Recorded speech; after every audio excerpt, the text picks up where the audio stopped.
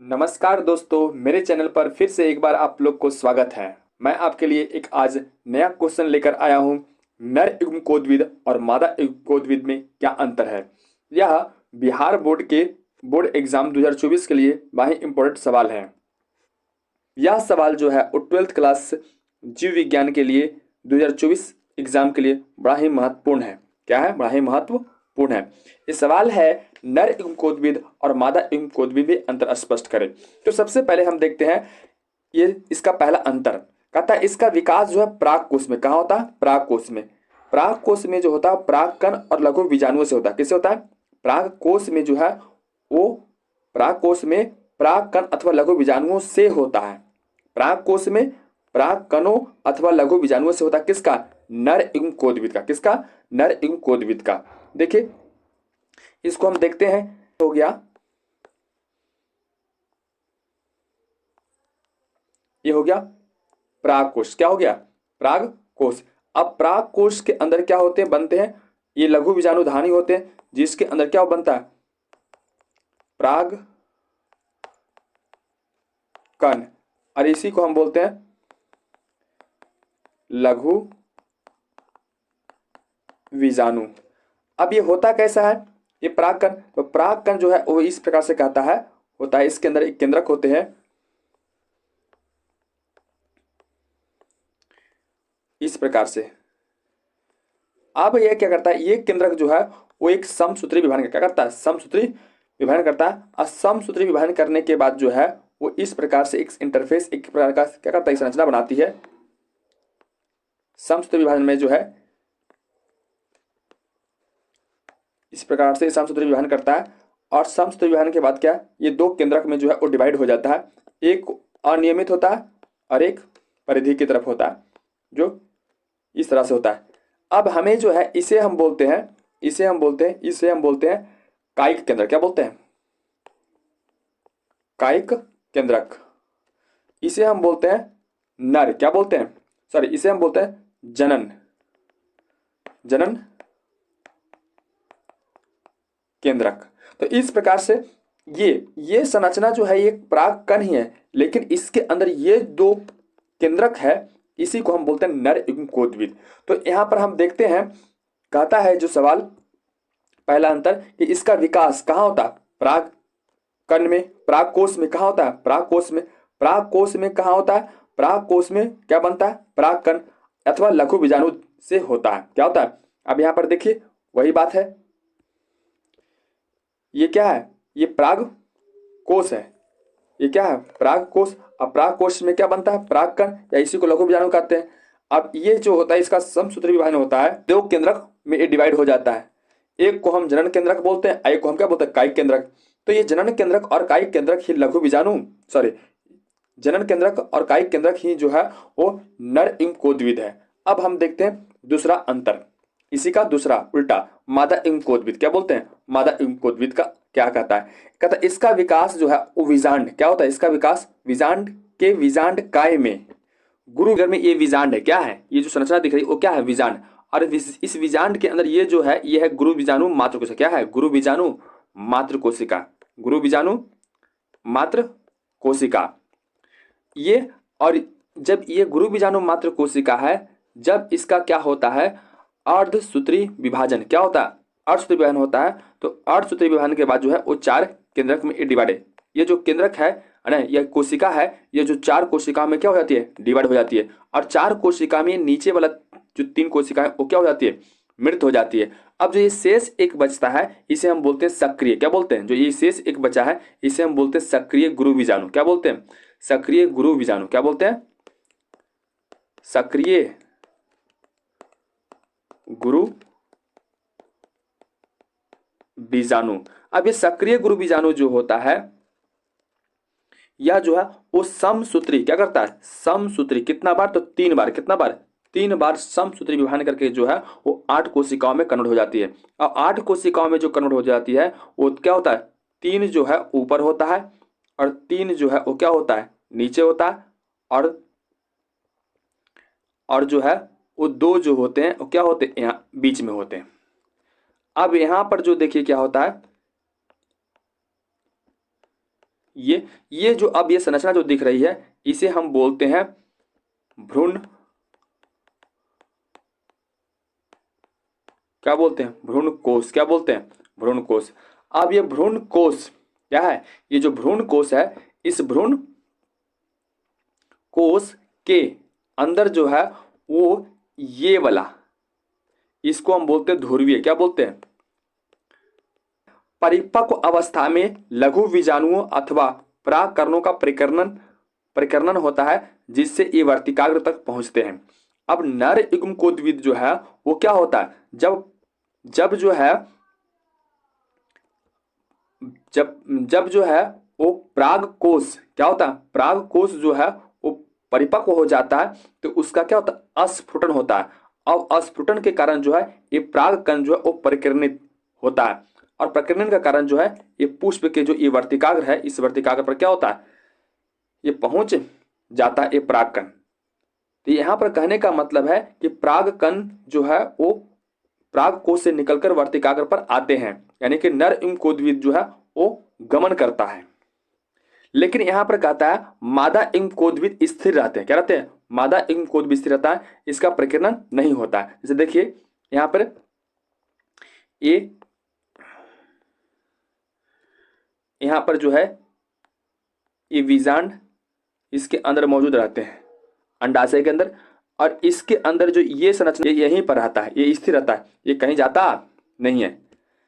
लेकिन यहाँ पर जो वर्तिकाग्र होते हैं, क्या होते हैं, वर्तिकाग्र होते हैं, और यहाँ पर जो परागकण होता है ये अंकुरित होकर इस प्रकार से ट्रेवल करके क्या होता है, ये यहाँ पहुंचता है। तो कहने का मतलब है कि यहाँ पर परागकण का परिकर्णन होता है जिससे ये वर्तिकाग्र तक क्या होते हैं, पहुंचते हैं। लेकिन यहाँ पर जो है मादा युग्मकोद्भिद का जो है वो स्थिर रहता है, इसका परिकर्णन नहीं होता है। तो दूसरा अंतर भली भांति समझ गए होंगे। इसमें पराग नलिका बनती है। क्या होता है, जब नर युग्म कहता है किसमें, इसमें पराग नलिका बनती है, किसमें, नर युग्मकोद्भिद में। किसमें, नर युग्मकोद्भिद में। यानी जब परागकण, ध्यान से समझिएगा, जब परागकण वर्तिकाग्र पर, कहां पर, परागकण वर्तिकाग्र पर पहुंचता है तो यहां से नमी को अवशोषित करके जो है वो क्या करता है, वो फूलता है और उसे एक क्या निकलती है, इसे एक ट्यूब निकलती है। क्या निकलती है, एक ट्यूब निकलती है। तो वही बोलता है इसमें पराग नलिका बनती है, लेकिन कहता है इसमें पराग नलिका बनती नहीं है। इसके अंदर जो ये पराग कोश था, यहां पर जो ये पराग कोश था, ये पराग कोश था, यहां पर कोई नलिका वलिका बनती नहीं है। मारे नर युग्मकोद्भिद जो है वो परागकण का घटक, क्या है, परागकण का घटक है। परागकण ये था, है ना, और इसी का जो है ये घटक है। क्या है, ये परागकण का ही क्या है, ये एक घटक है। किसका, ये परागकण का ही घटक है। इसके अंदर जो है वो इस प्रकार से ये पाए जाते हैं। तो यहाँ नर युग्मकोद्भिद, ये नर युग्मकोद्भिद किसका भाग है, तो परागकण। किसका भाग है, परागकण का। लेकिन जो है मादा युग्मकोद्भिद जो है वो भ्रूण कोश का घटक। किसका भाग है, भ्रूण कोश का। किसका, इसका, देखिए इसका घटक है। ये दोनों क्या है, ये इस भ्रूण कोश के अंदर पाया जाता है। तो मादा युग्मकोद्भिद जो है वो क्या, भ्रूण कोश का किसका घटक है, भ्रूण कोश का घटक है। पांचवा अंतर कहता है नर युग्मकोद्भिद तीन कोशिकीय। क्या होता है, तीन कोशिकीय। नर युग्मकोद्भिद क्या होता है, तीन कोशिकीय, और एक वर्धी नलिका होती है और दो नर युग्मक होता है। देखिए इसको जरा समझते हैं हम ध्यान से। कहता है नर युग्मकोद्भिद कितने होते हैं, तीन कोश के। नर युग्मकोद्भिद क्या होते हैं, तीन कोश के। देखिए सबसे पहले प्रारंभ में जो है वो परागकण जो है वो इस प्रकार से होता है, इस प्रकार से ये होता है। लेकिन जब ये वर्तिकाग्र पर पहुंचता है, क्या होता है, जब ये वर्तिकाग्र पर पहुंचता है तो क्या होता है, ये फूल का थोड़ा बड़ा हो जाता है, और ये परागण से पहले अपरागण की बात की एक प्रक्रिया होती है, और इसी बीच में जो है ये इस प्रकार से ये बन जाता है। और एक ये, इसे हम बोलते हैं कायिक केंद्र। क्या बोलते हैं, और इसे हम बोलते हैं जनन केंद्रक। लेकिन जब ये परागण की प्रक्रिया होती है और जब ये वर्तिकाग्र पर कहाँ पे, ये वर्तिकाग्र पर पहुंचता है, ये वर्तिकाग्र पर जब पहुंचता है ये, तो इससे ये नमी को अवशोषित करके फूल गया। अब फूलने के कारण जो ये अंताचोल, ये बोले देखिए क्या, ये जो लाइन जो दिख रहा है ये अंताचोल है। ये अंताचोल जो है वो क्या करता है, यहाँ से ये फूल कर एक क्या करता है, एक ट्यूब का निर्माण, क्या करता है, एक ट्यूब का निर्माण करता है। और जब ट्यूब का निर्माण करता है तो ये सबसे पहले ये कायिक कोशिका, देखिए यहाँ से क्या होता है, यहाँ पर सबसे पहले यही आता है। और उसके बाद जो है यह क्या, ये जनन केंद्रक है, ये क्या करता है, यहाँ पर विभाजित होकर जो है दो नर युग्मक का, किसका, दो नर युग्मक का निर्माण करता है। क्या करता है, ये जो है उदर दो जो है, ये जो है दो नर युग्मक का निर्माण करता है। तो ये जो दो नर युग्मक हो गया और एक ये हो गया, तो वही बोलता है तीन क्या होता है, तीन कोशिकीय क्या होता है, तीन कोशिकीय होता है। तो ये क्या बोलता है, कहता है नर युग्म कोद्विद जो है वो तीन कोशिकीय, कितने कोशिकीय, तीन कोशिकीय होता है। कहता है उसका उल्टा क्या, मादा युग्म कोद्विद जो है वो सात कोशिकीय क्या होते हैं, सात कोशिकीय होते हैं, जिसमें क्या होता है, तीन प्रतिमुख कोशिकाएं होती है, दो सहायक कोशिकाएं होती है, एक अंड कोशिकाएं होती है और एक केंद्रक कोशिकाएं होती है। देखिए इसको हम देखते हैं कैसे कैसे क्या होता है। देखिए ये जो है भ्रूण कोश है, ये तीन कोशिका ऊपर हो गया, ये निभाग की ओर, बीजांड द्वार की ओर क्या हो गया, ये दो कोशिकाएं हो गई, तीन कोशिकाएं हो गया। इसमें से ये और ये दोनों जो है वो सहायक क्या कहलाता है, सहायक कोशिका, इसे हम बोलते हैं बीच वाला को बोलते हैं अंड कोशिका। ये जो अंड कोशिका होता है वो अगुणित होते हैं, और ये जो होते हैं ये बीच में ये जो होते हैं ध्रुवीय कोशिका, ध्रुवीय कोशिका, ये जो है वो द्विगुणित होते हैं। तो यहां पर देखिए क्या हो गया, ध्रुवीय कोशिका होते हैं तो एक कोशिका, दो कोशिका, तीन कोशिका, चार कोशिका, पांच कोशिका, छह कोशिका, अरे दोनों मिला के जो है एक कोशिका होती है। लेकिन एक कोशिका होता है लेकिन इसके अंदर केंद्रक दो होते हैं, इसलिए क्या है द्विगुणित है। तो कुल मिलाकर कितने हुए, सात कोशिका, कितना हो गया, सात कोशिका इसके अंदर होती है। कितने कोशिका, सात कोशिका। देखिए सात कोशिका, इन सात कोशिका में तीन क्या हो गया, प्रतिमुख कोशिका जो ऊपर था निभाग की ओर, और क्या होता है दो कोशिका सहायक कोशिका जो नीचे की तरफ था, और एक जो था वो एक अंड कोशिका था सहायक कोशिका के बीच में, और एक केंद्रीय एक जो था केंद्रीय कोशिका जिसे हम बोले थे वहां पर क्या, ध्रुवीय कोशिका क्या बोले थे। देखिए यहाँ पर क्या है, ध्रुवीय कोशिका क्या बोलते हैं, इसी को हम केंद्रीय क्या बोलते हैं, केंद्रीय कोशिका भी कहते हैं। तो इस प्रकार से जो है वो क्या हो गया, पांचवा अंतर भी समाप्त हो गया।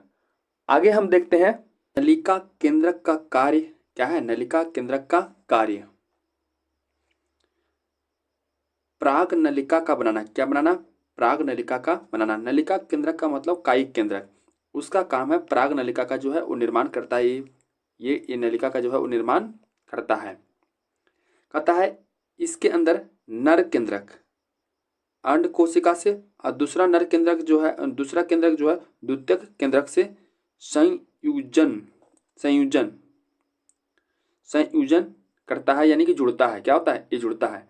देखिए इसके अंदर जो है यहाँ पर दो क्या होते हैं, नर केंद्रक होते हैं। क्या होते हैं, नर केंद्रक या नर युग्मक, युग्मक बोल सकते हैं। ये दोनों युग्मक जो होता है उसमें से एक युग्मक जो है वो भ्रूण कोश के जो है वो अंड कोशिका से, और दूसरा केंद्रक जो है वो भ्रूण कोश के द्वितीयक केंद्रक से जो है वो जुड़ता है।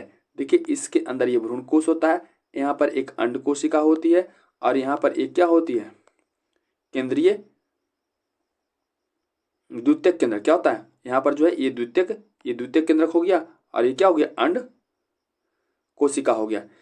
इसमें से एक जो है वो इससे जुड़ता है और एक जो है वो इससे जुड़ता है। तो ये जुड़कर जो है ये जो है वो भ्रूण पोष का निर्माण करता है, और ये जो है वो भ्रूण का निर्माण करता है। आधा युग्म कोद्विद भ्रूण कोश की सात कोशिकाएं, कितनी कोशिकाएं, सात कोशिका में से अंड कोशिका, क्या बोलता है, अंड कोशिका नर केंद्रक से, अंड कोशिका जो है वो नर केंद्रक से, जैसे देखिए ये क्या है, भ्रूणपोष है, 1 2 3, 1 2 3, और ये इसकी कितनी कोशिकाएं हैं, 7 कोशिकाएं, 1 2 3 4 5 और 6, और ये क्या हो गया 7। अब ये 7 कोशिका में से कहता है अंड कोशिका, क्या है ये बोलते हैं, इसे बोलते हैं अंड कोशिका, क्या बोलते हैं, अंड कोशिका। अब ये अंड कोशिका से जो है वो नर केंद्रक क्या होता है, जो वहां पर एक नर केंद्रक नर युग्मक था, तो वो क्या करता है, एक जो है वो कहता है इससे जुड़ता है, और जुड़कर जो है युग्मनज बनाता है। अब कहता है द्वितीयक केंद्रक, ये द्वितीयक केंद्रक ये है, क्या है, जिसे हम ध्रुवीय केंद्रक भी कहते हैं। दूसरा नर युग्मक, दूसरा नर युग्मक ये हो गया, ये इससे जो है वो जुड़कर जो है वो किसका, भ्रूणपोष का, जो अभी हम पीछे बताए थे भ्रूणपोष का। तो ये जब जुड़कर जो है वो त्रिगुणित, क्या होता है, त्रिगुणित बन जाता है, तो ये भ्रूणपोष का निर्माण करता है, और कहता है, और ये जो है ये जब द्विगुणित हो जाता है तो ये क्या करता है, भ्रूण का निर्माण करता है, क्या करता है। अब इसमें ये दोनों जो सहायक कोशिका है, ये सहायक कोशिका प्राग नलिका में प्रवेश करने का क्या करता है, प्राग नलिका को प्रवेश कराने में क्या करता है, मदद करता है। प्रतिव्यासांत कोशिकाएं भ्रूण कोष को जो है पोषण प्रदान करने का काम करता है। ये कोशिकाएं जो है भ्रूण कोष क्या करता है, ये कोशिकाएं भ्रूण कोष को पोषण प्रदान करता है।